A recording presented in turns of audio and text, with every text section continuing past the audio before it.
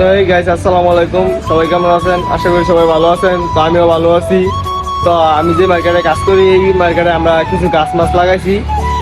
তো কি কি গাছ লাগাইছি তো আজকে আপনাদেরকে দেখামু, আপনারা দেখবেন যে কি কি গাছ লাগাইছি। তো এখানে আমরা করলা গাছ লাগাইছি, এখন করলা পারবো আর কি।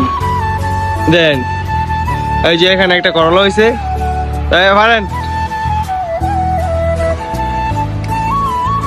ভাবলাম আরো আছে।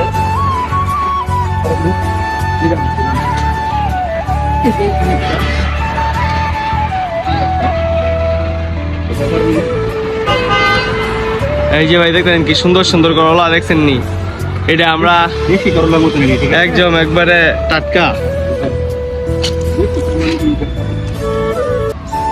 আরো আছে, ওই যে একটা উপরে আছে, আরেকটা এই যে উপরে দেখে উঠেন, দেখে উঠেন।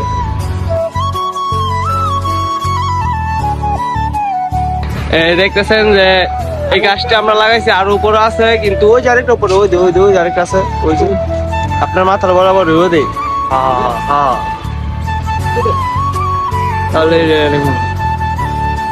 তো দেখতেছেন যে করলা গিলে আমরা পারছি, আর উপরে আছে, এই যে উপরে আছে, উপরে কিন্তু ওইগুলো আওয়াজ পাইতে পারতাছি না, তার জন্য পারতে পারতাছি না। তো আরো গাছ লাগাইছি আমরা, যেরকম মরিচ গাছ আছে। তো সম্পূর্ণ সবকিছু দেখা মনে করে আমাদের সাথে থাকবেন। তো গাছ রোপণ করছি, তো এই গাছটি আপনাদেরকে দেখাবো। যেরকম আছে দেখেন, এখানে লাগাইছি আমি মরিচ গাছ।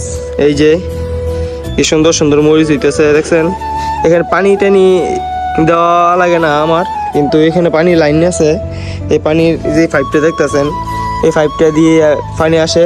এই পানি এই থাকলে সাইডে দিলেই তো এখান দিয়ে হয়ে যায়। আর এখানে দেখছেন অ্যালোভেরা চারা লাগাইছি, এই অ্যালোভেরা দেখতেছেন। তো এই অ্যালোভেরা দিয়ে অনেক কিছুই করা যায়। অ্যালোভেরা একটা অনেক ভালো স্কিনের জন্য উপকার। অ্যালোভেরাটা যে আপনি স্কিনে যদি দেন তাহলে আপনার স্কিনে অনেকই উপকার। তো এইখানে দেখতেছেন যে মরিচ গাছ লাগাইছি, এই মরিচ গাছের মধ্যে দেখেন ছোট ছোট মরিচ হইতেছে। এগুলো বাতি হওয়ার পর আমি এখান থেকে নিয়ে নিয়ে খাই। মনে করেন আমার মরিচ কিনতে হয় না। আর দেখতেছেন মরিচ গাছটা শুকিয়ে যাইতেছে, এই ডালটা ভেঙে গেছে, কি জানি ভেঙে ফেলছে। এই ডালটা অনেক কষ্ট লাগতেছে বুকের মাঝে, এই জন্য। তো এখানে দেখেন এই আনারসের চারাটা মনে করেন পাইছি, পাইয়া আনারসের চারাটাও লাগাইলাম আমি।